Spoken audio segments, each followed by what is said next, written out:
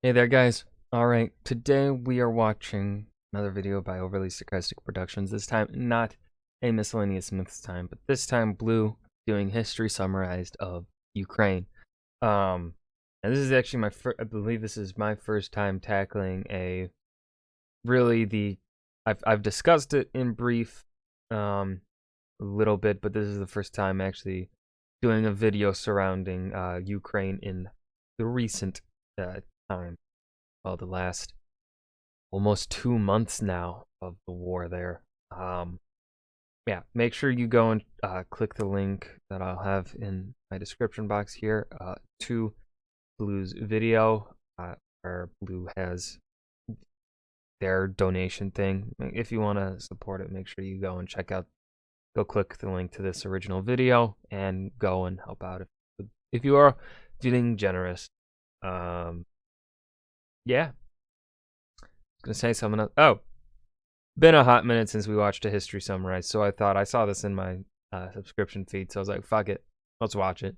And then also, before we dive in, the other links that are in my description box below the original video link, make sure you go check those out too. Would love it if you join the Discord. All right, let's dive in. Regular viewers of OSP may know that we plan our videos out several months in advance, and in this case I've had it in my schedule for a year and a half to make a video about Ukraine. Wow. Damn. But it's a big topic, long history there, so I held off, ultimately procrastinating my way into an actual f***ing war. Embarrassingly, that is the second time I've done this. No fucking... Is that... No, that's the Macau flag, isn't it? Fuck, what nation is that flag? I haven't watched that history summarized. I had this video slated for summer, but given the gravity of the situation, this frankly can't wait any longer. Because not only have the people of Ukraine shown themselves to be iron-willed legends in defense of their country, but some delusional amateur historians have claimed that the entire concept of the Ukrainian identity is imaginary, and their nation-state is nothing more than some Russians who got lost and picked up an accent. As a result, I would say that some historical context is in order. So, to learn the course of Ukrainian civilization and understand what their patriots are fighting for, let's do some history. One technicality before we dig in, the name is just Ukraine, no the. Ukraina means borderland according to one version of the etymology, as it referred to the territory around Kiev. Also possibly from Kraj, land, plus prefix U here to denote this land. And the many empires that surrounded it over the centuries, so traditional names essentially called it the Borderlands. But since the dissolution of the USSR, don't worry, we'll get there, it's a tad déclassé to use the. Many countries have an article in their name and it's totally chill. Etymology is a whole thing, trademark, but think of the as distinguishing between Ukraine being a name versus it being a title. Ukraine calls it ultimately a nitpick, but good to know. Itself Ukraine, and thus so should we. One of the reasons it's been neighbors with so many different people is because the East European plain just goes. Everything north of the Black Sea and east of the Carpathian Mountains is flat, open, and full of rivers, so it's an easy walk, ride, or sail. So this Great Plain, this map is a little bit, because yeah, I think there are some mountains here, but really, I've seen the Great Plain kind of thing, because Poland is also really flat, hence why Poland was easily conquered many times in its history. So yeah, the plain also stretches into Germany, but it covers this area as well here. So like it's really from the eastern side of Germany, Hungary, or well past the Carpathians, like essentially go from the Baltic here where Königsberg is. I don't know what the Russians have changed the name to. I just know the historical name, Königsberg. Yeah. East Prussia, and go down to the Black Sea. Yeah, I'm remembering names. My brain is fried right now. And essentially that's the Great Plain stretches.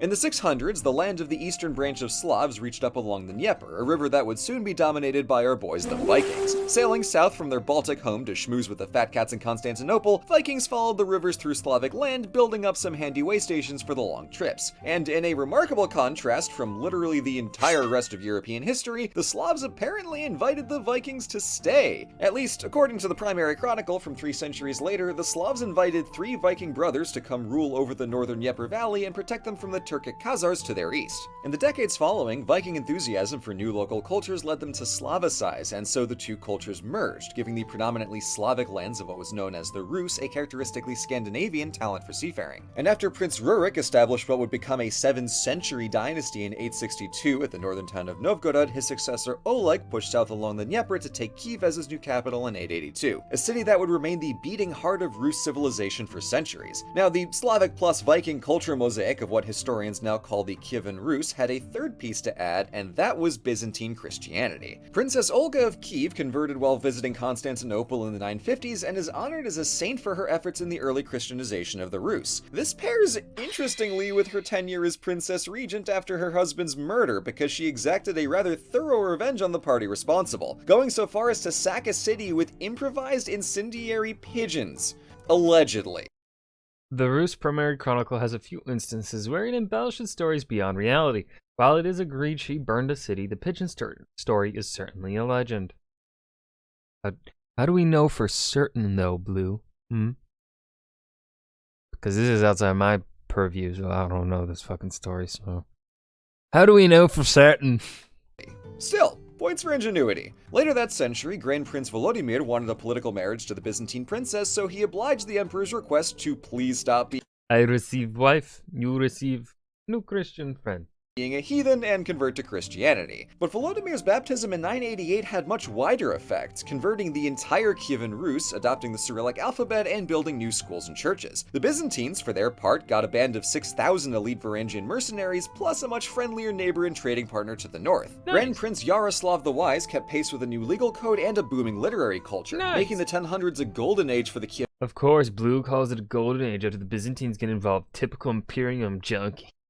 Rus and a transformational period in Slavic history. If we look at Ukraine, Russia, and Belarus today, we're seeing the legacy of the Kievan Rus, not just in the root of their name, nor just in their geography, but as a civilization made from the combination of Slavic, Scandinavian, and Byzantine Orthodox cultures. Yet, as we've seen time and time again, states and empires are fragile things in the medieval period, so after trade along the Dnieper slowed and wars on the eastern frontier drained the treasury, subsequent infighting among the princes sapped the Kievan Rus of the power and wealth it enjoyed before. The state began decentralizing after Yaroslav's death in 1054, but it went splitsies for real after a grand prince died in 1132 and local lords got grabby. Kiev still held on to its immediate vicinity, but Novgorod and Vladimir became their own centers of power in the north, with many smaller principalities sprinkled in between, such as Galicia and Volhynia in the far southwest, who combined in 1199 and got promoted by the Pope to the Kingdom of Ruthenia in 1253, that name being the Latin for Rus, Comes from Latin to describe the lands of the Rus, same root, Ruth. and an early name Ruthenia was the standard Latin name of former Rus territories until the 1600s,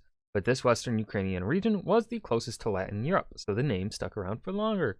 Nice. for Ukraine before just Ukraine. The kingdom founded a new capital at Lviv in 1272, from where they traded with Poland, Hungary, the post-Crusade Byzantines, and the Mongols. Yeah, about that. So, while all that was happening, the lands of the former Rus got turbo-stomped by the Mongol armies, with Moscow sacked in 1238 and Kiev biting it in 1240. What wasn't directly absorbed into the Golden Horde was made a vassal, and this left an opening for the Kingdom of Poland and the Grand Duchy of Lithuania to go snapping up all the defenseless principalities over the next gobbled it up. century. By 1400, Poland pushed through Lviv down to Belgorod at the coast, and the recently Christianized Lithuania plunged into the Dnieper Valley for Kiev, with the Golden Horde still holding the coast from Crimea eastward. And so Ukraine's trajectory breaks away from Russia and later Belarus and toward a long history at the borderlands of foreign empires. The next century of Polish-Lithuanian dominion saw a steady process of Polonization in what they called Ruthenia. This meant promoting Catholicism in place of Orthodoxy and encouraging Ruthenian nobles to act more like the Polish-Lithuanian nobility. However, this influence couldn't reach everywhere, so an Orthodox ethnic Ukrainian group called the Cossacks made the wild fields of the far southeast a bastion of Ukrainian culture. When and how exactly they did this is tricky to pinpoint, but by the 1600s they'd grown from seasonal hunting communities into a democratically self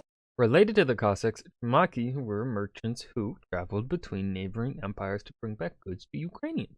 Nice. Governing cultural militia sort of thing, because in addition to Poland, they were also sandwiched between the Russian Empire and the Ottomans. Poland appreciated when the Cossacks fought the Ottomans, but didn't repay that with So, how about the legally recognized autonomy? autonomy or more rights. So after decades of previous attempts, the leading hetman Bohdan Khmelnytsky rose against the Polish crown and succeeded in creating the Cossack Hetmanate, the first independent Ukrainian state in over 300 years. The sovereign spirit of this moment is captured in the 1891 painting Reply of the Zaporozhian Cossacks, wherein after the Ottoman Sultan sent them a letter politely asking their surrender, the Cossacks had the absolute time of their lives. Oh, we're gonna read this. Zaporozhian Cossacks to the Turkish Sultan. O Sultan, Turkish devil and damn devil's kith and kin, secretary to Lucifer himself, what the devil kind of knight art thou that canst not slay a hedgehog with your naked arse? The devil shits and your army eats. Thou shalt not, thou son of a whore, make subjects of Christian sons. We have no fear of your army. By land and by sea we will battle with thee. Fuck thy mother. Is this real? Thou Babylonian scullion, Macedonian wheelwright, brewer of Jerusalem, goat fucker of Alexandria. Oh, that's... Swineherd of Greater and Lesser Egypt, pig of Armenia, Podolian thief, Catamite of Tartary, Hangman of Yamnitz, and full of all the world and underworld, an idiot before God, grandson of the serpent and the cricket our dick. Pig snout, mare's arse, slaughterhouse...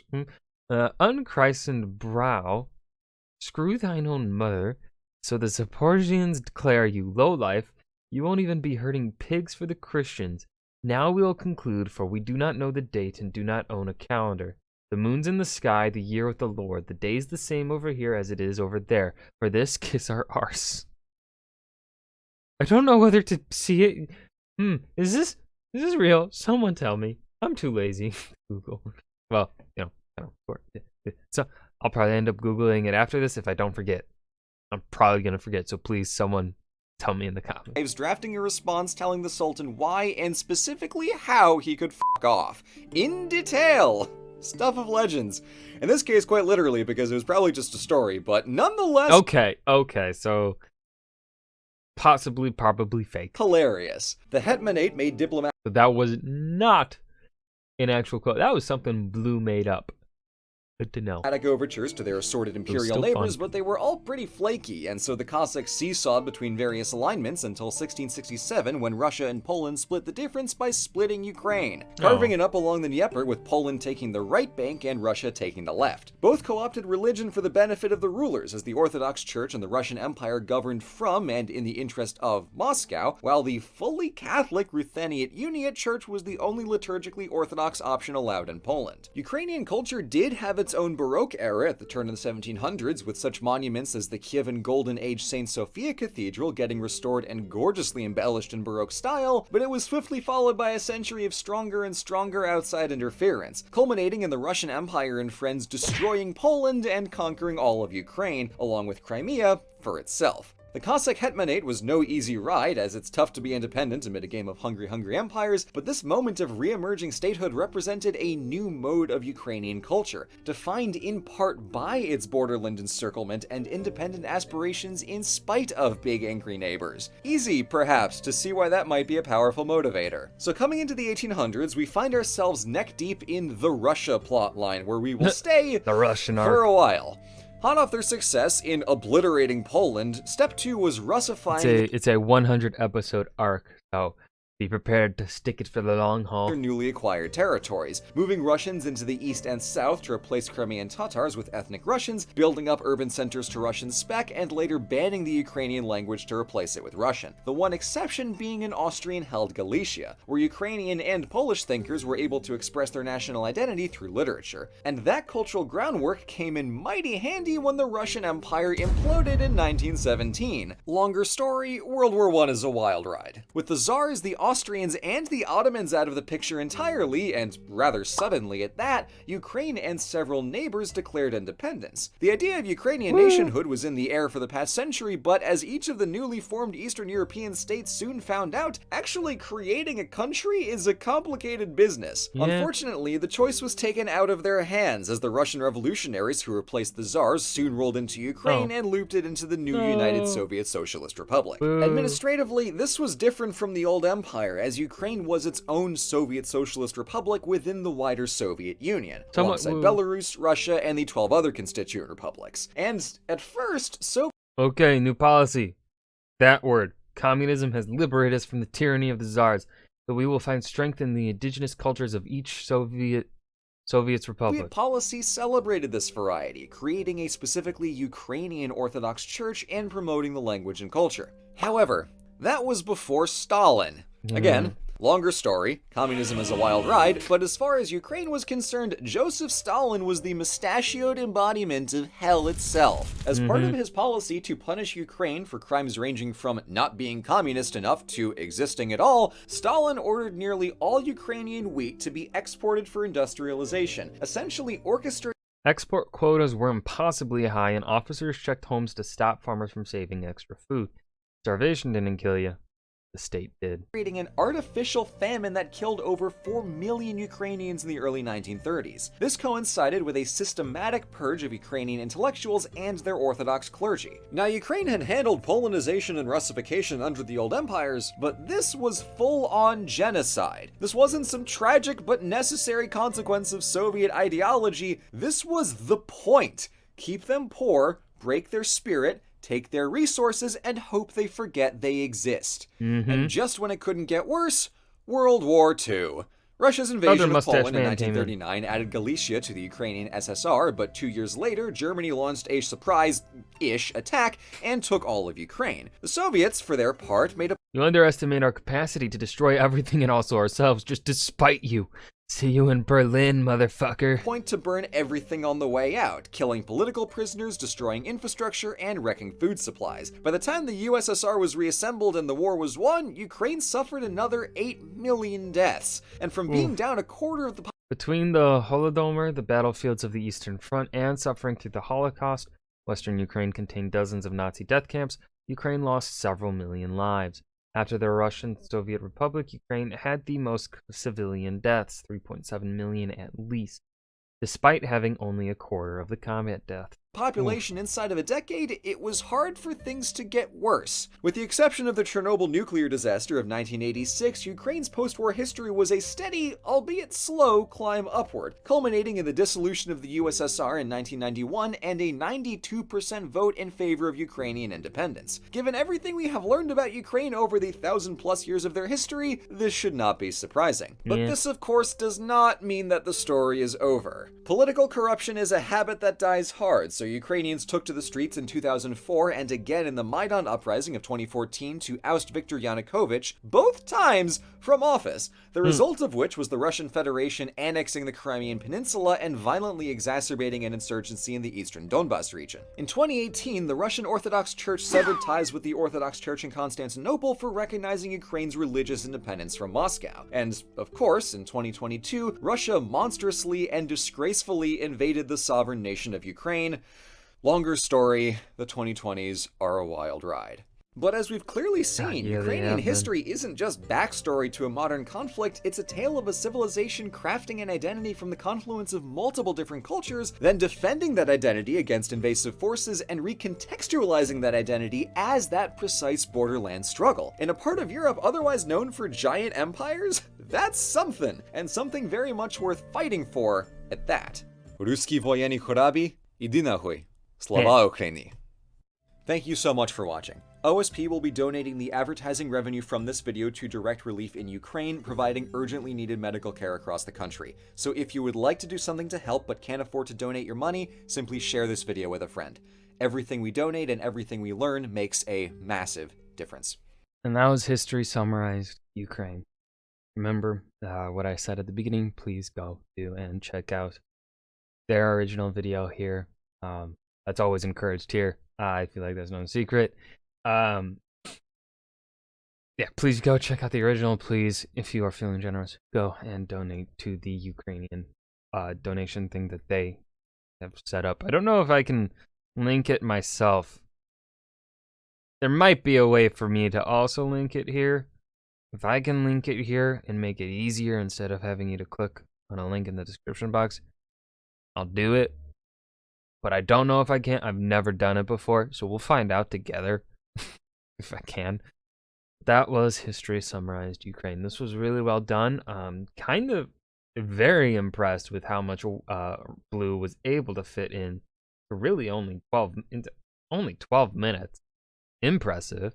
Definitely felt like he covered some pretty good nuance here. Obviously, it is History Summarized, so there is some things that he is brushing over quite a lot because it is a long-lasting country and culture, but I felt like he covered the important bits really well. There were a lot of important bits to cover. I'll see you guys in the next video. Peace.